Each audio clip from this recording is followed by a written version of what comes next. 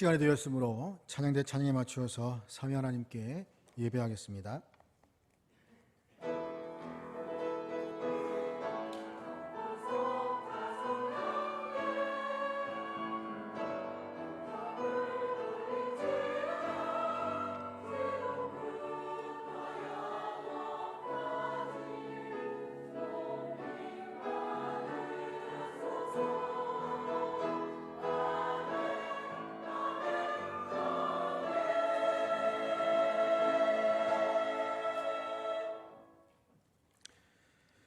하나님은 영이시니 예배하는 자가 영과 진리로 예배할지니라. 거룩하신 삼위 하나님께 영광과 존귀와 찬양을 올려드립니다. 거룩하고 복되게 하신 날 한 곳 주의 백성들을 부르셔서 예배하게 하시고, 또한 머리 숙인 주의 자녀들 위해 말씀을 내려주시며 하늘의 신령한 은혜와 복을 누리는 시간 되게 하여 주시옵소서. 성령 하나님께서 이 예배를 주관하여 주시며 하나님을 영과 진리로 예배하는 시간 되게 하여 주시옵소서. 우리 주 예수 그리스도의 이름으로 기도드립니다. 아멘. 찬송가 25장입니다.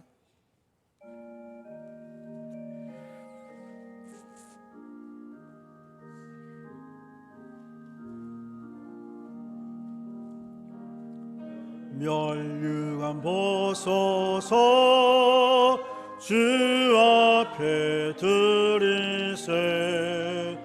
저 천사 못부 노래가 온 땅에 퍼지네. 내오나 깨어서 주 찬송하여라. 온 백성 죄를 속하신 만왕의 왕일세. 멸류관 보소서 주 앞에 드리세. 그 몸과 몸의 상처가 영광 중 빛나네. 하늘의 천사도 그 영광 보고서 고난의 신비 알고자 늘 흠모하도다. 멸류관 보소서 주 앞에 드리세. 온 세상 전쟁 그치고 참 평화 오겠네. 주 보좌 앞에서 온 백성 엎드려 그 한량없는 영광을 늘 찬송하니다.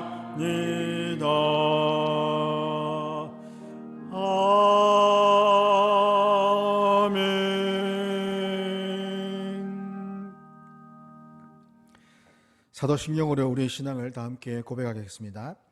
나는 전능하신 아버지 하나님 천지의 창조주를 믿습니다. 나는 그의 유일하신 아들 우리 주 예수 그리스도를 믿습니다. 그는 성령으로 잉태되어 동정녀 마리아에게서 나시고 본디오 빌라도에게 고난을 받아 십자가에 못 박혀 죽으시고 장사된 지 사흘 만에 죽은 자 가운데서 다시 살아나셨으며 하늘에 오르시어 전능하신 아버지 하나님 우편에 앉아 계시다가 거기로부터 살아있는 자와 죽은 자를 심판하러 오십니다.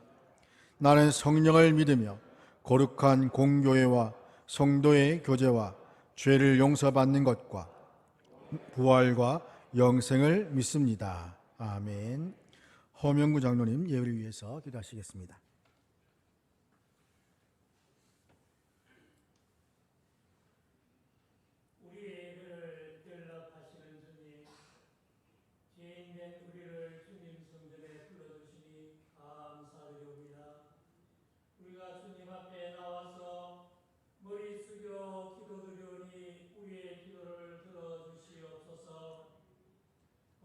마음에 감동을 주시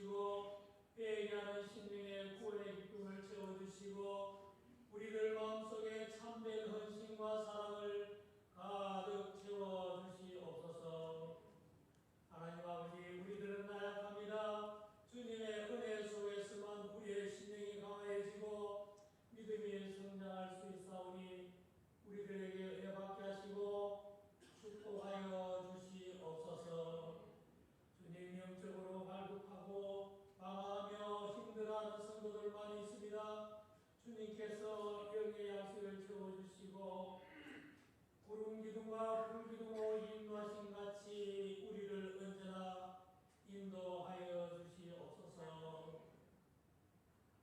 주님의 몸된 교회에 해야 될 일이 많이 있습니다. 참된 일꾼이 많이 필요합니다. 우리 교회가 이 용호동 지역에 복음의 전당으로 든든히 서가기 위해서 교회에 안수집사로 권사로 귀한 일꾼들 세웠습니다. 세워진 귀한 일꾼들 잘 훈련하고 다듬어서 우리 교회의 귀한 일꾼으로 든든히 세워갈 수 있도록 하여 주시옵소서. 주님, 현대사회는 편리하고 풍요롭지만 물질 만능주의가 팽배해 있고 정신세계가 멸망하고 있으며 이웃과 타인에 대한 교류가 적어지고 인정이 단절되어가는 세계입니다. 이럴 때일수록 우리는 전도로서 하나님 아버지의 나라 확장에 더욱 힘써가도록 하여 주시옵소서. 인근의 대규모 아파트 단지가 들어서고 전도해야 할 새 땅과 토양이 준비되었으니 이제 새롭고 활기차게 전도함으로 하나님 나라가 확장되고 우리 교회도 발전하고 응원하도록 열심히 우리가 전도하도록 하여 주시옵소서. 하나님 아버지, 담임 목사 청빙을 위하여 공고를 내고 접수하고 설교 영상 시청과 수고심사 등 많은 절차가 있었습니다. 이제 훌륭하고 좋은 목사님 후보로 네 분이 선정되었으니 우리 모두가 지혜롭게 또 열심과 정성으로 기도하면서 좋은 목사님 청빙할 수 있도록 주님께서 도우시고 인도하여 주시옵소서. 추운 겨울이 지나고 이제 따뜻한 봄날이 되어갑니다. 움츠렸던 우리의 몸과 마음을 풀어주시고 우리의 건강도 주님께서 지켜주시옵소서. 오늘 예배 참석하지 못한 장로님, 성도님들 있습니다. 주님께서 보혈의 손길로 치료해 주시고 깨끗하게 치료될 수 있도록 하여 주시옵소서. 설교하시는 송기소 목사님, 주님 말씀 들어가실 때 성도들이 말씀에 큰 은혜 받고 감동하는 귀한 예배 시간 되도록 하여 주시옵소서. 거룩한 주일 예배 성가대를 통해서 아름답고 귀한 찬양으로 은혜와 기쁨이 넘치는 예배가 되도록 하여 주시옵소서. 우리 구주 예수님 이름으로 기도드리옵니다. 아멘.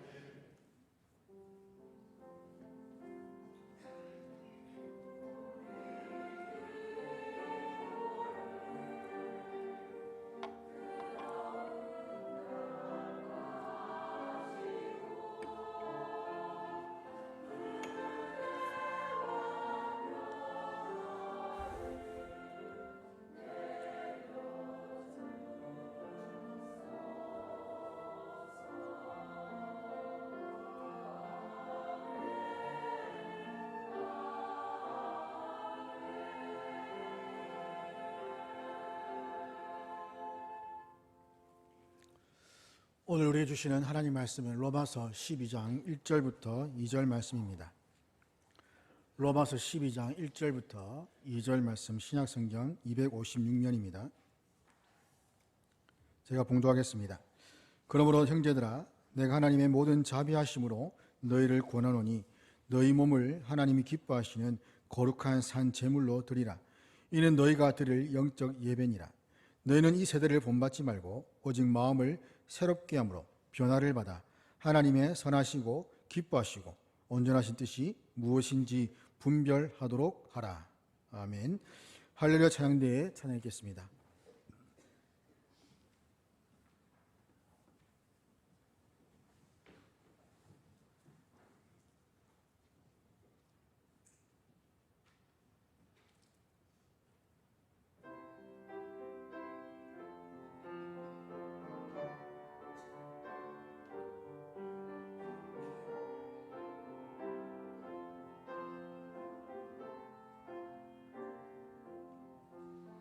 예수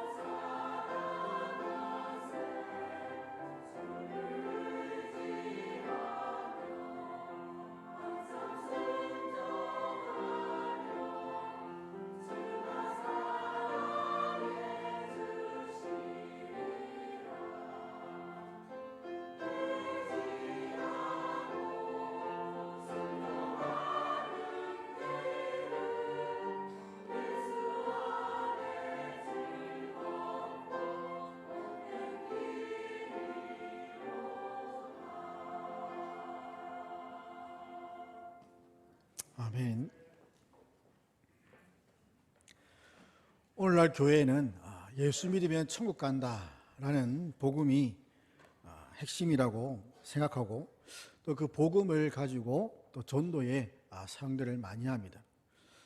뭐 틀린 말은 아니지만 또 완전히 맞는 말도 아닙니다. 이것은 반쪽짜리 복음에 불과합니다. 예수 믿으면 천국 간다. 그것이 그리스도인이 가지는 특권인 양 생각하면서 이 세상의 삶을 그냥 마음껏 누리려고 하는 것이죠. 죽으면 천국에 가는 것이 이미 확정되었기 때문에 이 땅에 사는 동안 무슨 일을 하더라도 천국 간다라는 그런 생각 때문에 땅의 삶은 그렇게 중요하지 않게, 그러니까 하나님 보시기에 중요하지 않는 그런 삶을 살 때가 많다는 겁니다. 그리고 교회 다니는 것을 마치 예수 믿는 것과 동일한 것으로 생각을 많이 합니다. 교회 다니는 것, 예수 믿는 것은 별개의 문제입니다. 교회는 누구나 올 수가 있습니다. 말 그대로 교회에 나와 앉았다가 가는 것이고, 예수 믿는 것은 예수님을 믿는 그 믿음대로 이 땅 가운데 삶 속에서 그 믿음의 모습들을 보여주고 사는 것을 말합니다. 그래서 교회 다닌다고 해서 구원이 보장된 것은 아닙니다. 혈통으로 구원받는 것이 아니기 때문입니다. 가족 중에 직분자가 있고 중직자가 있고 그렇다고 해서 몇 대째 예수 믿는다고 해서 그 자손들이 구원받는 것이 아닙니다. 이런 식의 어떤 내용들이 교회 안에 많이 있다 보니까 어쨌든 교회에 나오게 하고 어쨌든 말씀을 듣게 하고, 그런데 실제적으로 그 말씀을 듣는 그 사람에게는 변화가 일어나지 않는 것들을 볼 때가 있습니다. 그것은 성령께서 말씀으로 그 사람의 심령 가운데 참된 믿음을 주셔야만 구원의 은혜가 일어나게 되기 때문입니다. 그래서 구원받은 자는 그리스도를 본받아야 되고 그에 합당한 삶을 살아가야 하는 사명과 책임이 있습니다. 그리스도를 바라보고 그리스도를 닮고 그리스도의 마음을 가지고 그리스도의 그 장성한 분량이 충분한 데까지 이르는 것. 그렇다면 주님을 바라보고 주님 원하시는 삶을 살기 위해서 그리스도인으로서 이 새로운 삶이 어떤 것인지를 두 가지로 살펴보고자 합니다. 먼저는 예비하는 삶입니다. 우리가 읽은 본문 로마서 12장 1절부터 2절의 그 내용에 앞서서 1장부터 11장까지는 구원의 교리에 대한 내용입니다. 로마 교회 성도들에게 바울은 이 구원의 교리를 자세하게 풀어 설명을 하였고, 이스라엘에게 주어진 그 구원의 은혜가 이제는 이방인이 너희들에게 왔다. 그러니 감사하라는 겁니다. 그리고 이어서 그리스도인의 삶에 대해서 강조합니다. 그리스도인의 삶은 하나님을 예배하는 삶입니다. 당시 로마 교회의 상황은 매우 힘들고 어려웠을 겁니다. 심각한 우상 숭배와 또 성적 타락의 유혹에 맞서고 있었을 겁니다. 그런 가운데 그들에게 이 복음에 합당한 삶이 어떤 것이며 복음에 합당한 삶을 사는 방법이 무엇인지를 말하고 있는데, 그 내용이 무엇인가 하면 너희 몸을 하나님이 기뻐하시는 거룩한 산 제물로 드리는 겁니다. 이 드린다는 말은 구약에서 사용되는 제의적인 용어입니다. 주님이 오시기 전에는 이 구약의 짐승들을 잡아서 하나님께 제사를 드렸습니다. 이미 죽어 있는 시체를 가져와서 제사 드린 것이 아니라 살아있는 짐승을 가지고 와서 제사장이 그 율법대로 하나님의 율법에 따라서 그 짐승을 죽여 때로는 각을 뜨기도 하고 때로는 여러 가지 모양으로 해서 하나님께 제물로 드렸습니다. 그러나 하나님은 이 동물이 중요하다고 보신 것이 아닙니다. 어떤 동물, 어떤 가치 있는 동물을 가지고 오느냐, 그 동물을 보시는 것이 아니라 하나님은 우리 자신, 그 예비하는 자를 더 중요하게 보신다는 겁니다. 예비하는 자가 자신을 정말 살아있는 그 제물로 하나님께 드리기를 하나님은 원하신다는 겁니다. 산 제물은 그리스도와 함께 새로운 생명을 누림으로 죽은 자들 가운데에서 살아났음을 의미합니다. 하나님 그리스도와 함께 새로운 생명을 누리고 있는 자들로서 죽은 자들 가운데 부활한 자들, 새로운 생명을 얻은 자들을 말하는 것이죠. 또한 하나님께서는 제사를 중요하게 여겼지만 하나님은 마음으로 또한 순종하는 자들을 원했습니다. 하나님은 마음으로 순종하는 것이 훨씬 중요하다고 말씀하십니다.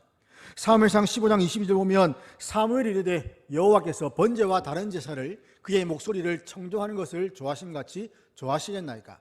순종이 제사보다 낫고 듣는 것이 순양의 기름보다 나으니라고 말씀합니다. 또한 시편 40편 6절에 보면 주께서 내 귀를 통하여 내게 들려주시기를 제사와 예물을 기뻐하지 아니하시며 번제와 속죄제를 요구하지 아니하신다 하신지라고 말씀합니다. 하나님은 우리를 더 기쁘게 여기신다는 겁니다. 많은 화려하고 좋은 그런 어떤 외적인 그런 것들보다 그 예배 드리는 자의 그 중심, 그 중심이 어떤 중심인가, 그것을 더 중요하게 보신다는 것이죠. 그래서 본문에 나오는 이 몸이라는 것은 단지 육체만을 의미하는 것이 아닙니다. 이것은 전 인격적인 존재를 의미하는데 우리 자신의 존재와 전 인격적인 삶, 그래서 너희 몸을 드려라는 것은 너희 자신을 하나님께 드려라는 말과 같습니다.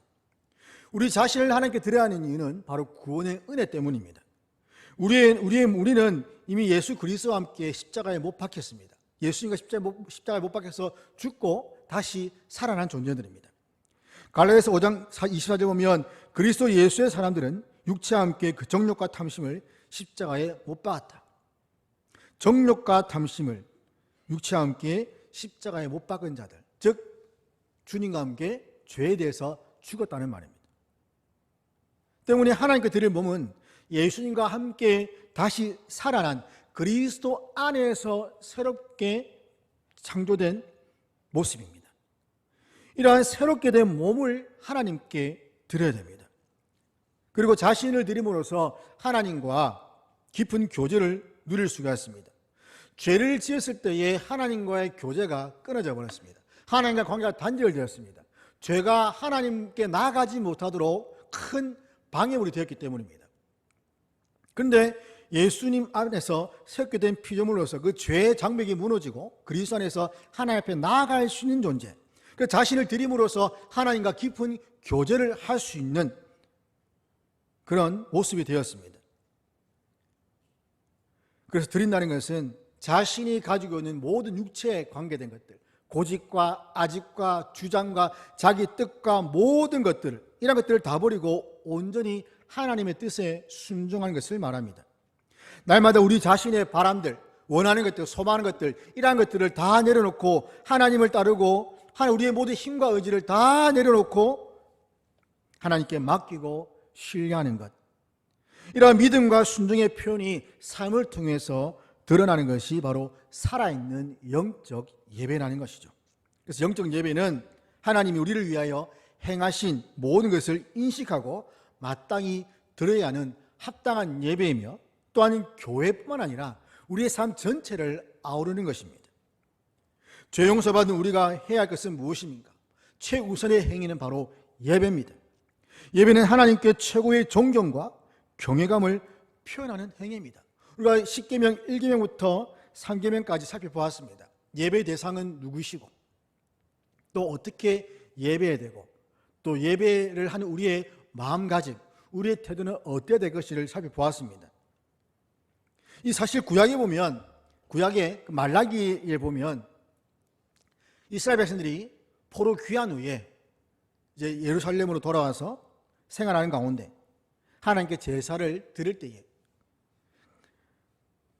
병든 것, 저는 것, 흠 있는 것, 훔친 것, 이렇게 정말 누가 줘도 가져가지 않을 그런 정도의 심각하게 문제가 있는 그런 재물들을 가지고 하나님께 제사를 드렸습니다. 이렇게 잘못되게 자신들이 가지고 있는, 자신들 편한 대로, 자기들 하고 싶은 대로 그냥 어떤 것이라도 가져와서 하나님께 드리면 되는 것이 아니냐라는 생각 때문이죠. 그런데 하나님은 이렇게 흠이 있고 병들고 또 절고 훔친 것들을 너희 총독에게 한번 선물로 줘보아라. 그것을 받을 사람이 있겠느냐 라며 반문하시고 책망하십니다. 하나님께 드리는 그것이 이러한 것들로 드려진다면 하나님께서 얼마나 그 마음 가운데, 우리의 표현을 하자면 마음 가운데 화가 나시겠습니까? 바울은 우리의 몸으로 하나님께 영광을 돌리라고 합니다. 그런데 우리 몸이 죄 가운데 있다면 어떻게 되었습니까? 세상 가운데 여전히 염려하고 걱정하고 근심하고 하나님께 내려놓지 못하여서 그런 마음으로 그런 모습으로 나와서 예배를 한다면 그것이 과연 하나님의 영광을 드러내는 그런 모습이겠습니까? 영적 예배는 날마다 생활 속에서 하나님의 영광을 위해 사는 겁니다.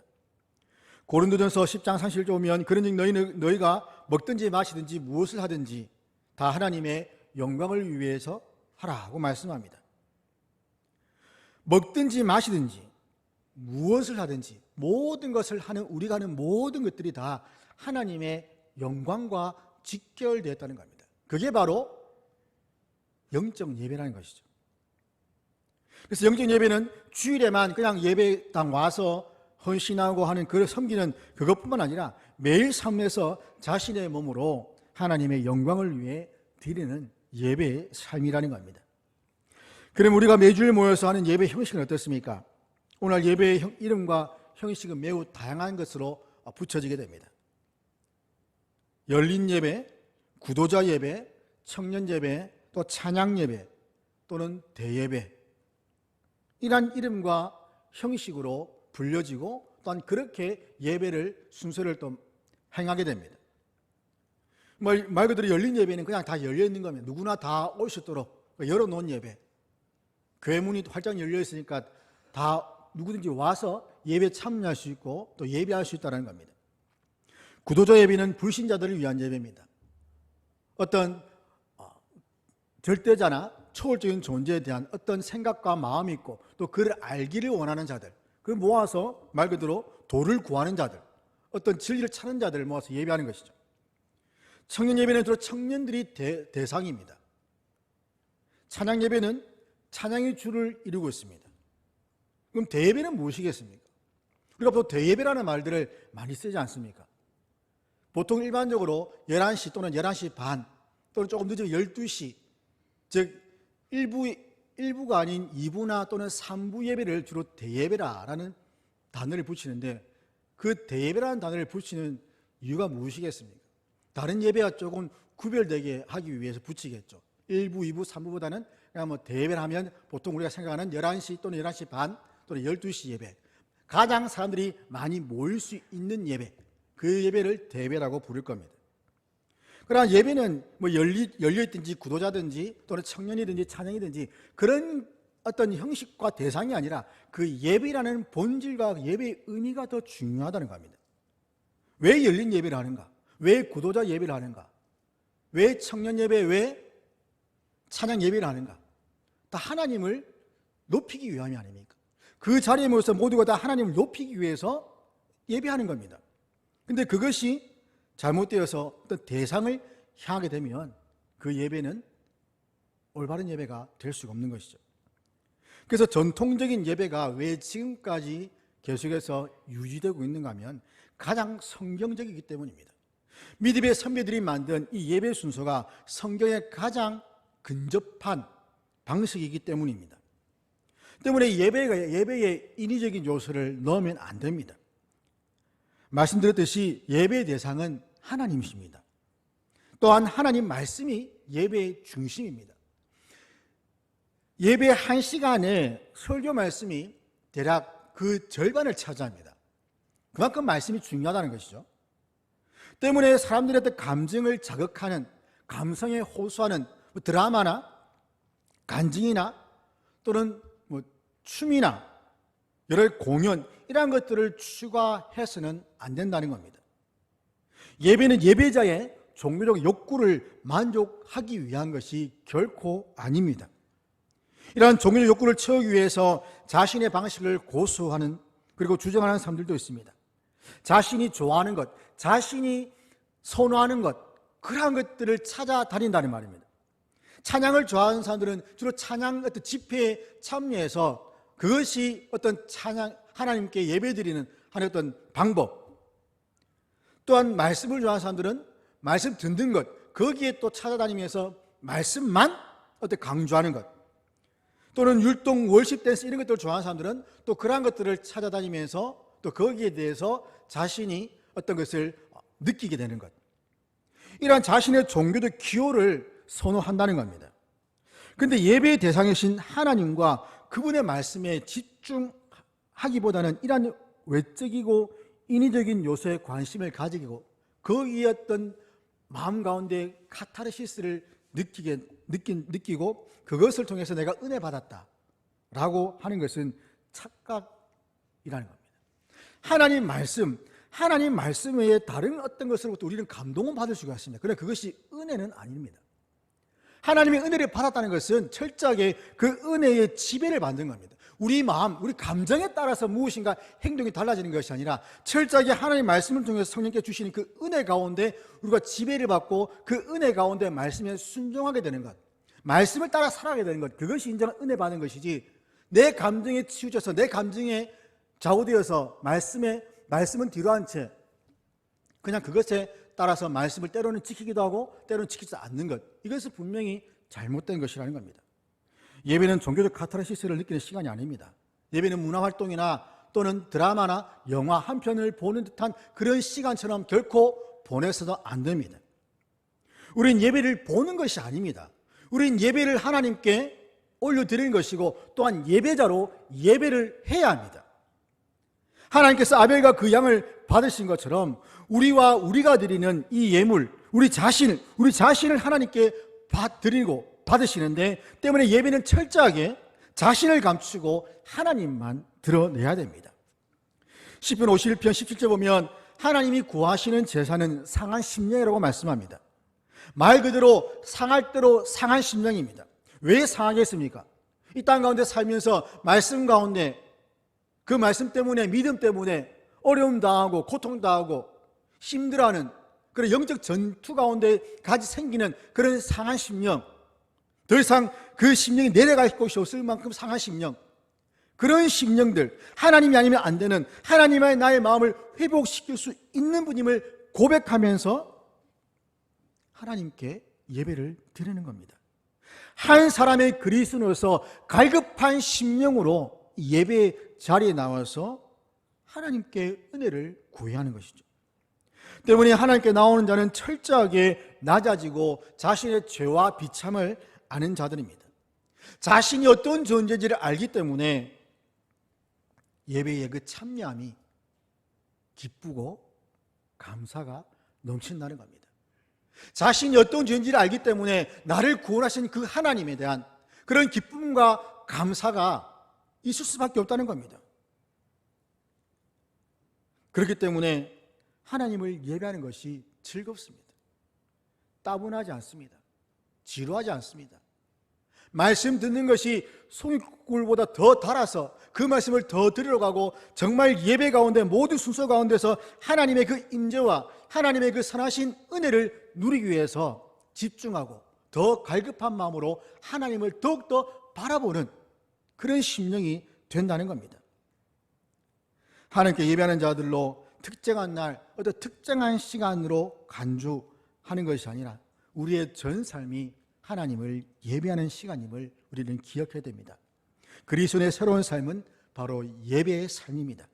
그건 오늘 하나님께 자신을 매일 드림으로써 세상과 구별된 삶과 또한 죄에 대하여 죽고 의에 대하여서 살아있는 예배자로서 살아가는 저와 여러분이 되기를 주의 이름으로 축원합니다. 두 번째는 변화된 삶입니다. 바울은 영적 예배자의 삶을 위해서 가장 먼저 필요한 것이 무엇인지를 2절에 보면 말하고 있는데 개역개정 보면 세 가지로 동사가 나옵니다.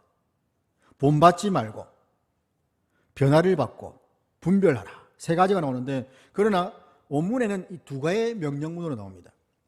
먼저는 하지 말랍니다.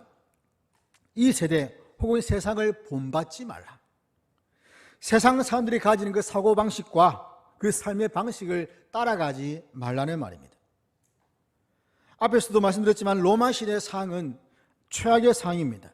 음란과 술을 즐기고 또한 콜로세움에서 검투사들의 그 싸움을 통해서 피를 보고 미치는 그런 광란의 그런 모습이었습니다. 그것들을 보고 환호성을 지르고 더 거기에 쾌락을 느끼는, 더 자극을 받는, 그렇게 해야만 자신의 그 삶의 의미와 기쁨을 찾는 그런 시대가 로마 시대였습니다. 노예들을 짐승보다 못하게 여기고 생명을 경시하고 물질을 우선시하며 그런 시대, 이런 그 로마 당시의 시대를 바울이 익히 들어서 알고 있었습니다. 그래서 로마에 있는 그 성도들에게 온전히 하나님만 의지하고 천국을 소망하기를 바랬던 것이죠. 세상의 사고방식을 따르지 않고 하나님 말씀에 순종하기를 원했던 겁니다. 로마 교회 성도들이 우리가 사는 이곳이 지금 그런 상황이니, 시대의 상황이 그러니 어쩔 수 없다라는 식의 그런 타협을 하지 말라고 하는 겁니다. 세상과 타협은 그리스도인에게 있어서 있을 수가 없습니다. 그리스도와 벨리알이 함께 먹이를 맬 수 없습니다. 빛과 어둠이 함께 공존할 수가 없습니다. 세상과 그리스도는 결코 타협할 수 없는 존재들입니다. 타협은 거룩을 훼손시키기 때문입니다. 세상과 타협은 그들을 변화시키는 것이 아니라 오히려 그들 속에 들어가겠다는 것이고 그들처럼 살겠다는 겁니다. 타협을 하면 우리 그들에게 끌려가지 그들이 우리에게 달려오는 법은 없습니다. 대부분이 다 그들과 함께 그들 속으로 끌려가게 되어 있습니다. 때문에 그리스도인은 믿음으로 인해서 받는 고난과 어려움, 불의, 손해 이런 모든 것들을 감수하고 또한 그 가운데서 하나님께 감사하고 기쁨으로 그 모든 것들을 다 받아들여야 됩니다. 의 때문에 핍박하는 자가 천국이 그들의 것이다 라는 주님의 말씀을 우리는 기억해야 됩니다. 그래서 이 땅에서 성공과 번영을 위해서 세상과 타협하는 순간 우리가 그동안 가졌던 모든 그 신앙의 정결함과 그 거룩성은 한순간에 무너져 버린다는 겁니다. 한순간에 무너져 버립니다. 탑을 세우기는 쉽지만 그 탑은 한순간에 무너집니다. 건물은 세우기는 어렵죠. 그런데 그냥 폭발로 말미암아 그 건물 한순간에 무너진 것을 우리는 보게 됩니다. 세우는 것은 우리 힘으로는 어렵지만 그러나 그걸 허무는 것은 너무나도 쉽습니다. 결국에는 유신을 따라간다는 겁니다. 로마서 8장 5절 보면 유신을 따르는 자는 유신의 일을, 영을 따르는 자는 영의 일을 생각한다라고 말합니다. 그렇기 때문에 변화를 받으라는 것이죠. 유신의 일이 아닌 영의 일을 생각하고 영의 일을 하는 자로 변화를 받으라는 말입니다. 이 변화는 일시적인 변화가 아닙니다. 근본적인 변화입니다. 이 변화는 마음이 새로워지는 변화입니다. 바울은 세월을 아끼라 때가 악하다라고 말합니다. 이 악한 시대를 본받지 말아야 됩니다. 우리가 사는 이 시대가 얼마나 악합니까? 수많은 죄들이 일어나고 비리와 부정과 부패와 불의들이 난무함에도 불구하고 그것들을 누리고 사는 사람들을 보면 정말 하나님이 살아계신가 하는 그런 회의감이 들 정도로 너무나도 힘들고 어려운 그런 시대입니다. 그럼에도 우리는 이 악한 시대를 그들처럼 되지 않기 위해서 노력해야 되고 힘써야 됩니다. 또한 술 취하여 방탕한 삶을 살지 말라고 하면서 우리의 마음이 새롭게 변화되기를 말씀하고 있습니다. 마음이 새롭다는 것은 곧 새로운 사고방식인데 세상보다 하나님을 본받기를 원하는 마음입니다. 세상이 아니라 이제는 하나님을 본받기를 원하는 마음, 이는 바로 성령으로 충만할 때에 가능한 일입니다. 주의 뜻이 무엇인지를 이해하려면 성령으로 충만해야 됩니다. 그래서 바울은 성령으로 충만하라, 세월을 아끼고 이 악한 시대를 본받지 말고 술 취하지 말고 방탕하지 말고 오직 성령 충만을 받으라. 이것이 바로 그리스도인들이 이 땅 가운데 살아갈 수 있는 가장 기본적이고 최선의 방법이라는 것이죠. 그러나 세상은 그리스도인의 마음과 생각을 유혹을 합니다. 우리의 생각과 우리의 마음이 이러한 세상이 주는 그 유혹에 사로잡혀 있다면, 그 유혹에 충만해져 있다면 반드시 그 유혹에 넘어가게 되고 모든 것들을 다 잃어버리게 됩니다. 때문에 마음과 생각을 지켜야 됩니다. 우리는 유혹은 막을 수가 없습니다. 우리 집에 유혹이 얼마나 많습니까? 오늘도 뭐 예배 시간에 나오려고 하는데 또 누가 전화가 와서 어디 가자, 또 뭐 하자, 또는 몸이 갑자기 안 좋아진다든지, 예배 드리러 가는데 말씀 읽으려고 하는데 그 외에 그것들을 방해하는 어떤 요소들이 끊임없이 우리 주변에서 일어나고 있습니다. 그런 유혹들이 있지만 그런 유혹에 넘어가면 안 된다는 겁니다. 하나님께서는 감당할 시험, 그 피할 길을 주신다고 말씀하시죠. 감당할 시험을 주시고 그 피할 길을 주신다고 말합니다. 그래서 유혹을 막을 수 없지만 그러나 우리는 늘 피할 길은 있다는 겁니다. 우리는 악한 생각을 낳는 대상을 피해야 됩니다. 우리 주변에도 어떤 것을 보면 악한 생각을 갖게 하는 대상이 분명하게 있습니다. 그것이 사람이든 어떤 사물이든 또는 다른 것들이든 우리가 그것들을 보면 마음 가운데 죄에 대한 유혹을 받게 되는 것들이 분명하게 있습니다. 그래서 세상 유혹에 넘어가서 마음을 빼앗긴 들이 많이 있다는 겁니다. 교회에 다닌다고 하지만 실제로 예수 그리스도를 만나고 세상의 소음과 빛으로 살고 있는 그리스도인들이 얼마나 있겠습니까? 물론 우리 자신 각자의 마음 가운데 나는 예수님 만나서 세상의 소음과 빛으로 살고 있다라고 말할 수 있는 분들이 계실 겁니다. 만약 그렇다면 정말 세상에 소음과 빛으로 살고 있다면 자신의 주변을 잘 둘러보십시오. 나로 말미암아 내 주위가 얼마만큼 변화되었는지, 내 주변이 얼마만큼 나로부터 선한 영향을 받고 있는지를 보라는 겁니다.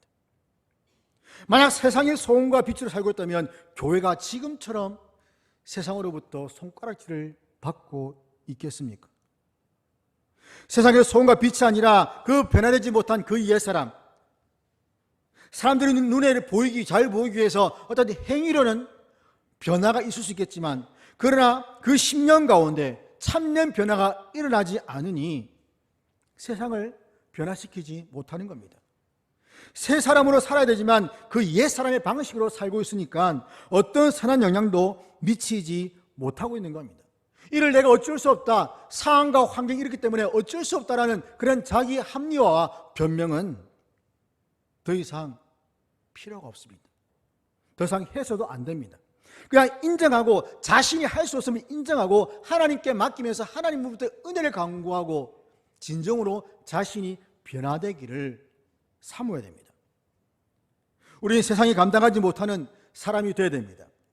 히브리서 11장 38절에 나오는 세상이 감당하지 못하는 사람은 예수님과 복음 때문에 어떤 해를 입어도, 어떤 조롱을 받아도, 어떤 고문을 당해도, 어떤 궁핍과 환난을 당해도 항상 기뻐하고 범사에 감사했으며 쉬지 말고 기도하는 하나님의 사랑을 말하고 있습니다. 어떤 해를 입어도, 어떤 조롱을 받아도, 고문을 당해도, 궁핍과 환난을 당해도 우리가 정말 이렇게 기뻐하고 감사하고 기도할 수 있는 하나님의 사람으로 살 수 있을까 하는 생각들을 해야 합니다. 또 어디를 가든지 소동을 일으키는 존재가 되어야 됩니다. 바울은 가는 곳마다 소동의 원인이 되었습니다. 특별히 복음을 전할 때에 그런 일이 일어났습니다. 유대인들이 찾아와서 바울을 괴롭혔죠. 이것은 복음이 전파될 때 나타나는 당연한 현상입니다. 예루살렘에 소동이 일어났습니다. 예수님이 태어나셨고 동방의 박사들이 와서 유대 왕이 어딨냐 물었을 때 예루살렘에 소동이 일어났습니다. 예수님이 이 땅 가운데 오심으로 소동이 일어난 겁니다. 이처럼 우리는 세상에 감당할 수 없는 존재로서 어딜 가나 복음으로 말미암아, 예수님으로 말미암아 소동을 일으키고 그리고 하나님의 영광을 드러내야 됩니다. 그러기 위해서 우리는 과거의 옛사람의 그 썩어져가는 구습과 세상의 유혹과 욕심을 따라가던 그 마음이 썩지 않는 그 말씀으로 새롭게 거듭나서 변화되는 은혜를 경험해야 됩니다. 그럴 때 하나님의 선하시고 기뻐하시고 온전하신 뜻이 무엇인지를 분별할 수가 있습니다. 변화된 마음으로 하나님의 말씀인 성경을 우리는 꾸준히 읽고 배우면서 하나님의 뜻을 알 수가 있는 겁니다. 하나님의 뜻이 무엇입니까? 대표적으로 데살로니가전서 4장 3절 보면 하나님의 뜻은 이것이니 너희의 거룩함이라. 또한 데살로니가전서 5장 16절 18절 보면 항상 기뻐하라, 쉬지 말고 기도하라, 범사에 감사하라. 이것이 그리스도 예수 안에서 너희를 향하신 하나님의 뜻이니라. 또한 베드로전서 3장 17절 보면 선을 행함으로 고난 받을진대 고난 받는 것이 하나님의 뜻이라고 말씀합니다. 이러한 하나님의 뜻, 우리가 들어서 알지만 실제로 하나님의 뜻을 행하는 것은 쉽지가 않다는 겁니다. 왜냐하면 우리 마음 가운데 이 하나님의 뜻이 와닿지 않기 때문입니다. 실제로 이 말씀이 우리 마음 가운데 와닿지 않기 때문에 실제로 머리는 알지만 삶에서 이 뜻을 행하지가 못한다는 것이죠. 마음이 새롭게 변화되어야 합니다. 옛사람이 마음이 변화되어서 그리스도의 그 몸의 지체와 성령의 전이 되어서 성령께서 우리 마음 가운데 역사하셔야만 우리는 하나님의 뜻을 행할 수가 있습니다. 성령께서 우리를 하나님의 말씀에 순종할 수 있도록 인도하시는 그것에 우리를 맡게 됩니다. 그래서 우리는 자신의 생각과 경험이 기준되어서 이 말씀을 우리 스스로 해석하고 원래의 의미와 전혀 다른 그런 적용을 하게 되면 반드시 거기에는 문제가 생깁니다. 사람이 무엇을 많이 보고 많이 듣고 많이 생각하는가에 따라서 영향을 받게 되었습니다. 세상의 방식과 문화의 영향을 받는 사람은 성경도 하나님 말씀도 그런 방식으로 접근할 수밖에 없습니다. 다른 말씀이 아니라 세상의 문화에 더 많은 영향을 받기 때문입니다. 그러기에 우리는 경건 생활에 힘써야 됩니다. 말씀과 기도 생활에 결코 나태해서는 안 됩니다. 게을리해서는 안 됩니다. 부지런해야 됩니다. 말씀을 배우는 것도 시간을 내어서 해야 합니다. 아무리 변화를 강조해도 하나님 말씀이 아니면 어떤 것도 변화될 수 없다는 것을 알고 우리의 마음이 말씀을 통해서 새롭게 변화되기를 사모해야 됩니다. 분별도 마찬가지입니다. 고린도전서 2장 13절 보면 사람의 지혜가 가르치말로 아니하고 오직 성령께서 가르치는 것으로 하니 영적인 일은 영적인 것으로 분별하느니라. 디모데후서 2장 15절에 너는 진리의 말씀을 옳게 분별하며 부끄러울 것이 없는 일꾼으로 인정된 자로 자신을 하나님께 드리기를 힘쓰라. 하나님 말씀, 성령께서 가르치는 하나님 말씀, 진리의 말씀, 이러한 것들이 우리의 분별력을 갖도록 하는 겁니다. 그러기에 성도들은 하나님 말씀을 지속적으로 읽고 배우는 데 힘써야 됩니다. 뜻을 알아야만 행할 수 있기 때문이죠. 주님께서는 마태복음 7장 21절에서 주여 주여 부르는 자가 아니라 아버지의 뜻대로 행하는 자가 천국에 들어갈 것이다. 아버지의 뜻대로 행하는 자가 천국에 들어갑니다. 또한 주님의 가족은 하늘에 계신 아버지의 뜻을 행하는 자들이라고 말씀합니다. 그렇다면 하나님의 뜻을 얼마나 알기를 원하고 있고 얼마만큼 순종하고 있습니까? 단단한 것을 먹지 못하고 젖을 먹어야 하는 정말 분별력이 없는 영적 영아와 같은 그런 수준은 아닌가요? 단단한 것을 먹지 못하고 옆에서 계속해서 보살피고 도와줘야 되는 그런 영적 영아의 상태, 영적 어린아이 같은 그런 상태.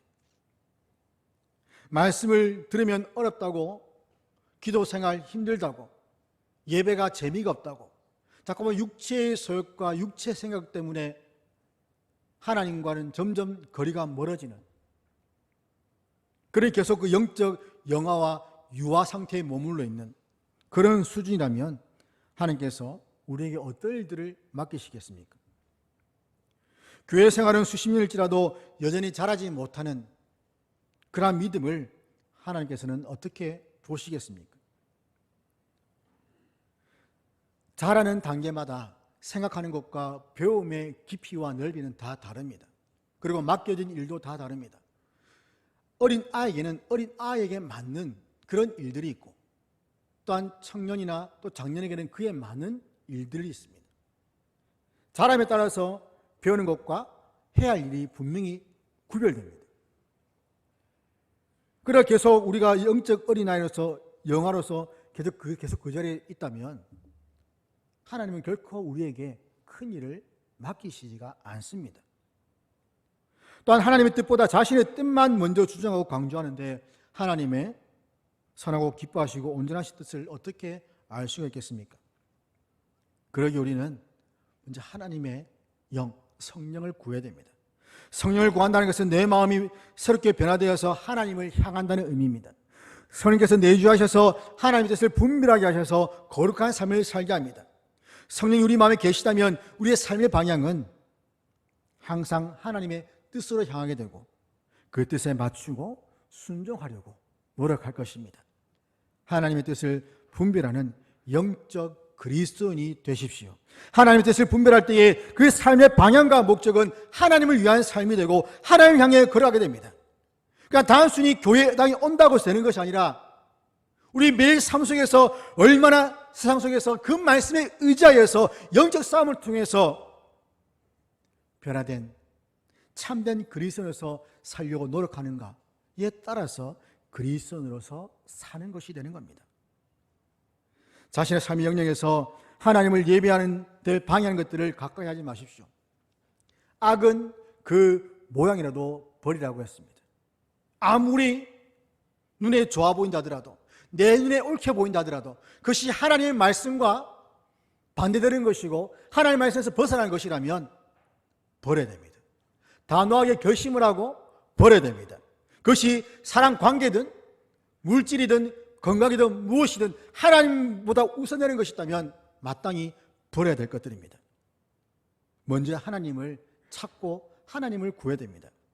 우리 자신을 거룩한 산 제물로 드리는 영적 예배자가 되어서 새롭게 변화된 마음으로 하나님의 뜻을 분별하는 삶을 살아야 됩니다. 그래서 하나님 뜻에 따라서 영적 예배자로서 날마다 자신을 하나님께 드리며 하나님의 영광을 드리는 삶을 살아가는 저와 여러분 되기를 주의 이름으로 축원합니다. 하나님, 저희 모든 것을 아시고 죽음에서 건져내셔서 새 생명을 주신 은혜에 감사드립니다. 저희 몸을 하나님이 기뻐하시는 거룩한 산 제물로 드리게 하시고 마음이 새롭게 변화되어서 영적 예배자로 살아가는 은혜를 주시옵소서. 성령께서 저희와 동행하여 주시고 일상생활 속에서 성령 하나님과 동행하는 복되고 행복한 삶이 되게 하여 주옵소서. 우리 주 예수 그리스도의 이름으로 기도드립니다. 아멘. 찬송가 288장입니다.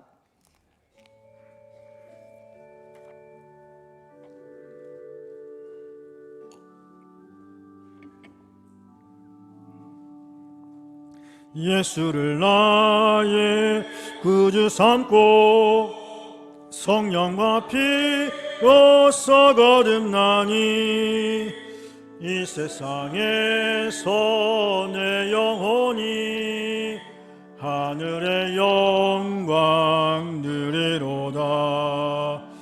이것이 나의 간증이요 이것이 나의 찬송일세.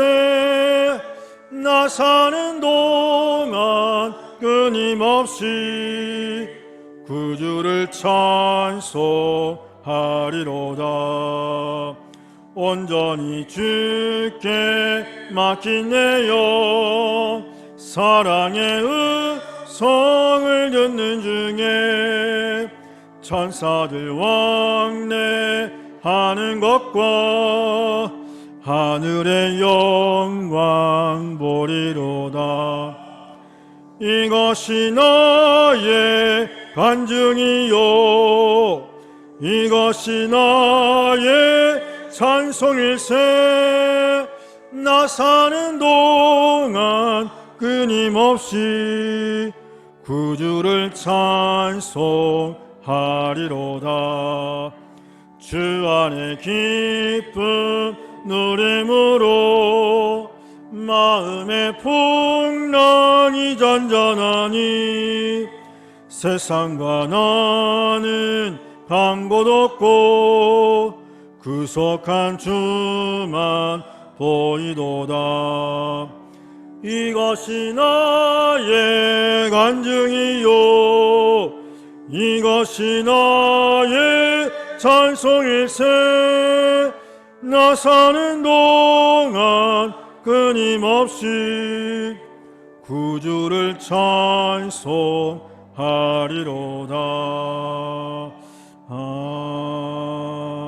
아멘.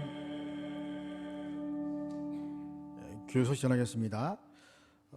이단에 대해 조금 유의를 하시고 경계를 잘 하시면 좋겠습니다. 어제도 낮에 오후에 농협 앞에 사거리 농협 앞에 신천지에서 나와서 가방을 선물로 주는지 많은 분들이 이름을 적으시고 뭘 하시더라고요. 그래서 안드레 지파에서 아마 나온 것 같습니다. 그래서 영육 건강 세미나인가 이름이 그렇더라고요. 그래서 혹시나 그런 것들 보시면 이름 자체가 벌써 영육 건강하면 좀 뭔가 좀 이상하지 않습니까? 와닿는 게. 그래서 그런 것들 보시면 조금 유의해서 자세히 살펴보시고 의심이 생기면 교회 연락하셔서 물어보시고 하시면 될 것 같습니다. 그런데 괜히 그런데 가셨다가 또 빠져나오지 못하는 그런 어려움을 겪지 않도록 잘 주의하시기를 바랍니다. 그리고 다음 주부터 4주간 청빙 초청 설교를 하시는데 다음 주일에는 송도제일교회 김현무 목사님께서 오셔서 오전 1, 2부 설교를 하십니다. 그리고 입원이 있습니다. 이경정 태권사님 오륙도 요양병원에 계시고요. 김나윤 성도님 센터밀 병원에서 치료 중에 있습니다. 정표순 명예집사님 장례를 잘 마쳤습니다. 그리고 식당보사는 오여전도 회원께서 수고를 하시고 이 시간 우리 허명우 장 나오셔서 청빙 강고 하시고 그 후에 자금 수여식을 하도록 하겠습니다.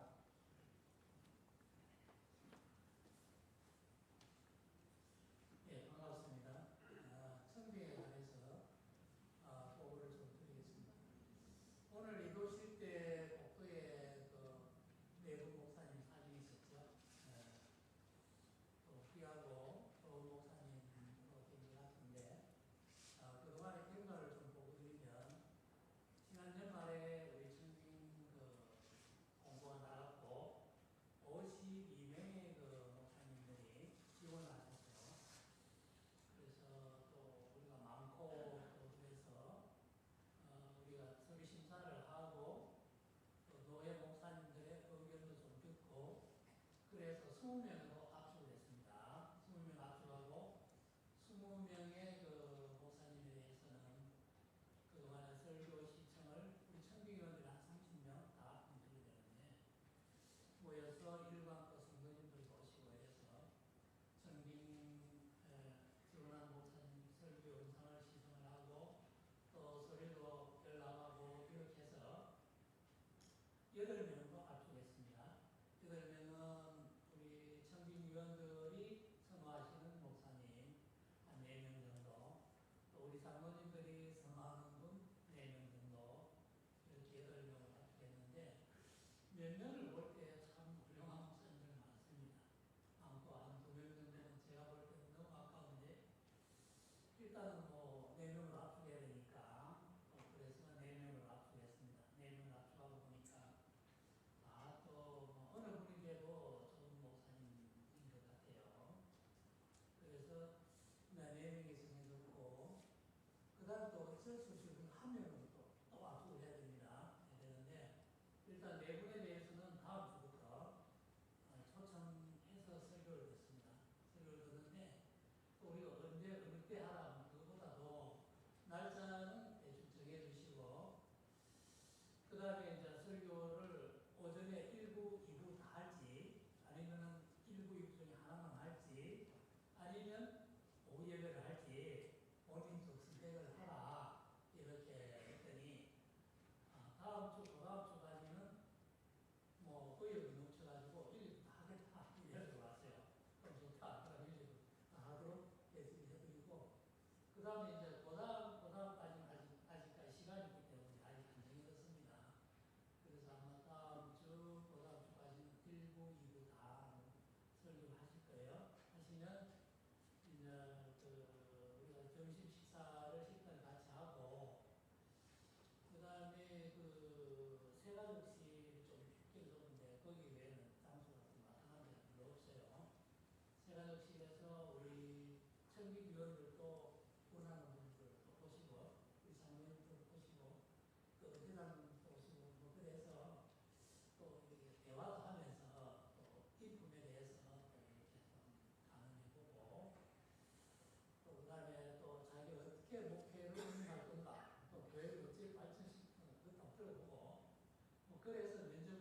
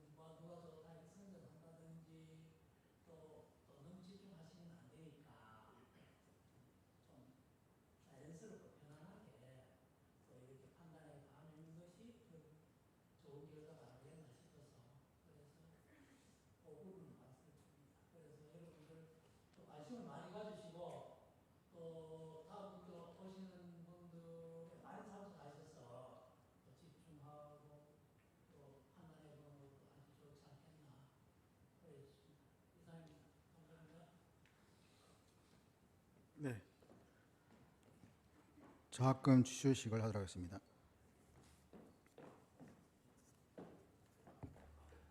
네, 안녕하십니까.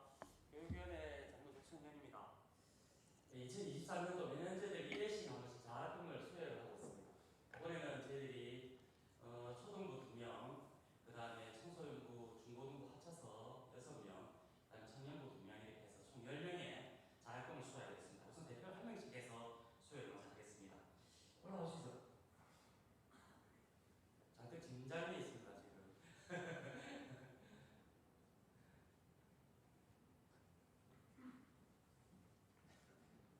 예전하고 앞에 앉고 일단 순서대로 설명드리겠습니다. 자, 읽겠습니다. 자학순서 성령 허예준 위 학생은 하나님을 사랑하는 믿음으로 학교 생활과 신앙생활에 모범이 되며 교회 활동과 봉사에 타의 모범이 되므로 2023년도 장학생으로 선발하여 장학증서와 장학금을 드립니다. 2023년 3월 5일 대한예수장로회 영원한교회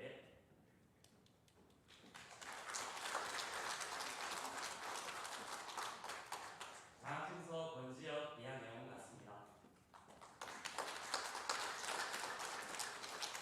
장학증서 송지수 이하 내용 같습니다. 양주희 들어오라 성도님들에게 인사 박수. 네, 들어가시면 됩니다. 예, 저희들 교회에서 우선 장학금을 1년에 한 번씩 이렇게 주고 있습니다. 지금 오늘은 3일 만에 나가는데요. 아이들 교회에 아직 좀 여유분이 있기도 합니다. 성도님들이 여러분도 해주시고 저희 교회 위에 옥탑에 보면은 그 통신사 그 중개소가 있기 때문에 그 돈을 적립해서 저희들은 장학금을 주고 있습니다. 매년. 근데 지금 300이 아니라 인근에 믿지 않는 사람들한테 줄 수 있을 정도로 1년에 3천만 원 정도씩 줄 수 있을 정도로 했으면 좋겠습니다. 많은 기도 부탁드리겠습니다.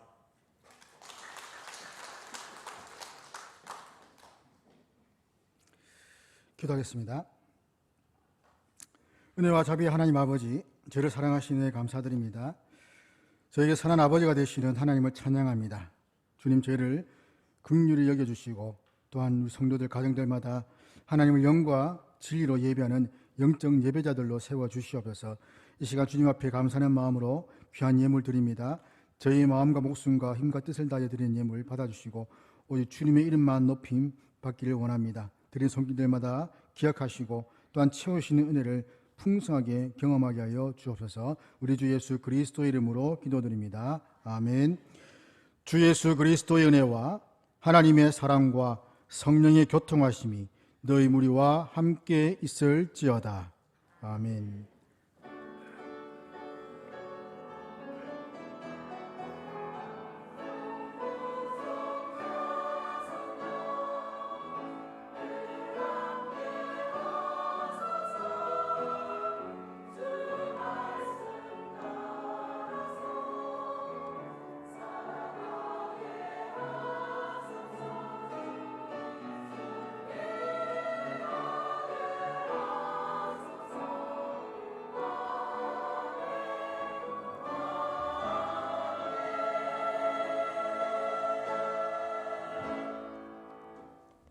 이번 달 폐의 찬양이 변경되었습니다. 형제의 모습 속에 보이는 함께 찬양 부르고 예배를 마치겠습니다.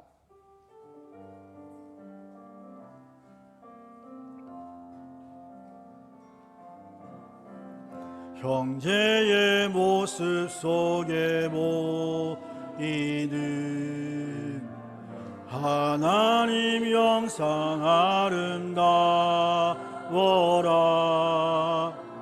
존귀한 주의 자녀 됐으니 사랑하며 섬기리. 자매의 모습 속에 보이는 하나님 영상 아름다워라. 존귀한 주의 자녀 됐으니 사랑하며 섬 우리의 모임 중에 임하신